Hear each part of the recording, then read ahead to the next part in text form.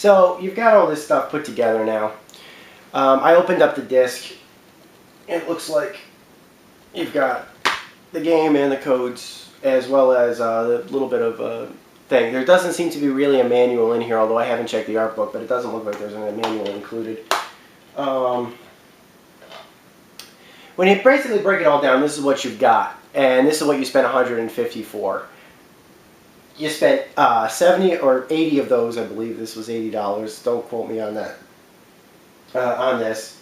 And then you spent an extra $150 for this, plus whatever the codes were cost, although those will be sold separately. Anybody that didn't buy this will be able to buy the add-ons through Xbox Marketplace, whatever the price is that they are charging that for, but that's not going to come out to 80 bucks. As for how I feel about this, you basically, when you buy this, you basically got some Gears of War swag.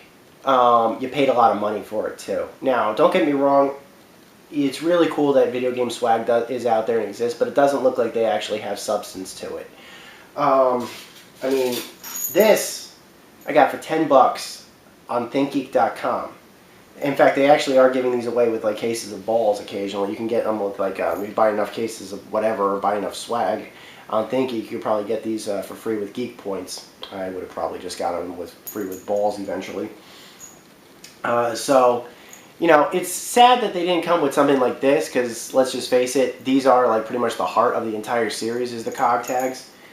At the very least, the important item of the series. You're collecting them, you know, you wear them. Definitely this kind of series appears that, you know, you've got this giant statue here for Marcus, which is their major component of that. I've seen the bigger statues at E3 and things like that. I don't know how it's a really good looking statue, but I don't know if that's worth the money. I really don't. The poster is really nice. I've seen posters that look like this at E3. I do like the poster a lot. I like the art style of the poster. It definitely has that Brothers to the End feeling to it, which is the tagline of the game. So that's actually a plus, but it looked like they just kind of threw this in similar to how they threw in that Halo 3 poster in the Halo 3 Legendary Edition. It was just basically part of the box. I did not get a chance to open up the art book yet. The reason why I didn't want to do that is because, let's face this, I really can't show you those images because they're copyrighted, and if I did that, YouTube would yell at me. There's one thing I really did like about this. It's this box, particularly the award for Adam Phoenix. So overall, it does have a feeling like they really were trying to go for something along the lines of the Halo Reach Legendary Edition. Did not succeed. The Halo Reach Legendary Edition definitely had more of a really cool feeling to it, that it was in fact real. That having been said, I really did like the Octus Medal and all the stuff that was included in this. Best I can tell, if I was to give a review of the Epic Edition itself, I don't think I would give it higher than a Fanboys Only review, and that is pushing it. In all likelihood, fanboys are what bought this at the price of $150. This is not worth that price. It is not. It gives the fact that the Collector's Edition DLC will probably be made available on the Xbox Live Marketplace for a more reasonable price. The big statue, I mean, I could have a life-size statue made of Adam Phoenix for much cheaper than 150 bucks. And I could probably have it made out of solid stone if I really wanted to. My dad's been dealing with stone cutters recently because we're renovating our kitchen. So that having been said, if you really want a deal, get the Collector's Edition. The content on that actually does seem pretty good. I would give that a Fanboys, perhaps even a required message. If you really wanted to sell, like the fact that this whole Epic Edition was a Collector's Edition with art book, then have a full-sized art book. This is the kind of art book. I understand that they're cheap, you know, that they're smaller because they have to fit in the boxes, but I have seen games ship with full-size art books. They did it for BioShock 2. They do it in the Blizzard games. If you're going to give me something of substance, you're going to charge me $150 for it, you better make this a full-sized art book. If you do $80 for it, all right, I'll give you the benefit of the doubt. You can give me a small one, $70 or or less. This is not an acceptable sized art book, especially with all the behind the scenes stuff that you're pegging on, for 150 bucks. I mean, that's just my opinion on it. The flag, all the content here, I really like the award, the Octus Award. So I don't know if I can officially call this a collector's edition review, but if I was to give a collector's edition review, based upon the assumed price of $80 for the collector's edition with this content, that I would say required. That's a decent price for what you're being offered. Get the collector's edition, you're perfectly fine. As for anything else with all this, fanboys only, it's not worth that price. If you get a price drop on these things and you can get it for like $100, you know, from best I can tell, they made a lot of these. Heck, Halo 3 Legendary Editions were available for months after that got shipped. If they made as many of these as they might have made those, for all you know, in 2 or 3 months, these could be $100, and for that, I would say get it. For $150 though, no. Fanboys only. As for the collector's edition can get my seal of approval. That looks pretty good, and if it's at the price of $80, which I think it is, that's a worthwhile price for this content. It really does look sweet. So that's my unboxing and review of the Gears of War 3 Epic Edition. This is Maniac with GameAccess.net. Over and out.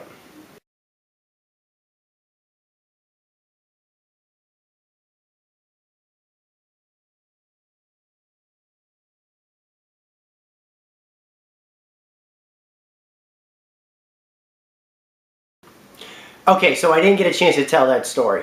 Like I said, we were going in for a new TV. He was looking at new TVs. He had his Xbox 360 because he got permission from the managers at Bernie's that, yes, if you're going to buy a TV, obviously you want you to see how good your equipment looks on it. Bring over your equipment, your DVD player, your Blu-ray player, your Xbox 360. Check how it looks on the various TVs and buy a TV based upon that. They had no problem with it whatsoever. We bring his Xbox 360 over there with copies of Gears of War, and let me tell you, the first thing the clerk said is, put him over in the big room. And the big room at Bernie's, what they had was they had 5 big screen high definition televisions. That's where they put the biggest TVs. They had a 110-inch Mitsubishi. They had a 65-inch Sony DLP, or SXRD I should say. They had a high definition projector and a few other flat panel high definition screens, all split together with surround sound. We plugged that system in, and it took us about, I don't know, 5 minutes for us to figure out how to get everything working. We had everything working. It was running through the split. We had, we basically hooked his Xbox up to the system. They had like a split system set up, and we just plugged directly into that. It took us a while to get the audio working. We had to use the optical connection. No big deal. We finally got surround sound split through all the areas. We had to run it in 1080i for compatibility reasons. They did ship with 1080p at that point. But the problem was that we couldn't have the bandwidth when we're going to split that high to do 1080p on all those TVs. So we got all the TVs running with Gears of War. We sat on the couches that they had because it was all basically set up in like 5 separate living rooms or something like that, all with our game of Gears of War playing on it. And what happened was, an older couple walked in while us, I don't know, it was me, my friend, and like 3 or 4 other guys who worked there that were all friends of my friend Twitch, and clerks and stuff like that, all huddled around. Now, nobody had played Gears of War. Gears of War had just come out, so nobody had played it yet. And we were all watching him play.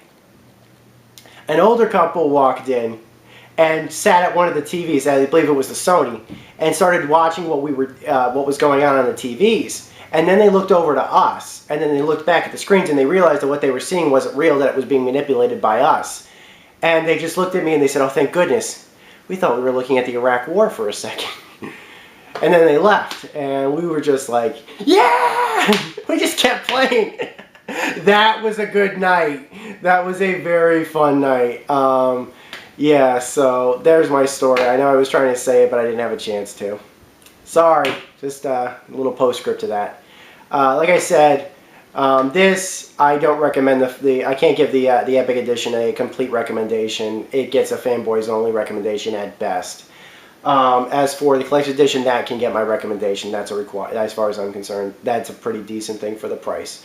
If the Epic Edition goes down in price, my review of it will go up. I would say that would be better at a lower price. I would say pay it for $100.